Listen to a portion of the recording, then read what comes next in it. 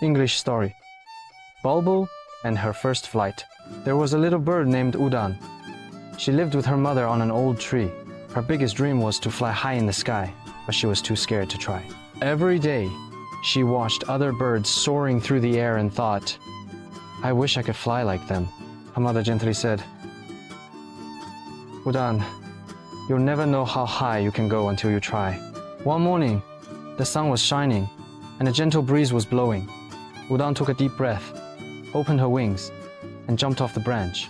At first, she wobbled as if she might fall, but slowly, her wings caught the wind. She wasn't falling, she was flying.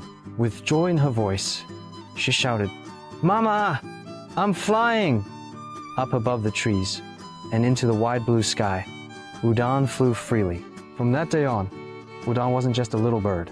She became a symbol of courage and hope, a reminder that those small brown bulbul bird standing nervously on the edge of a tree branch with a bright blue sky in the background.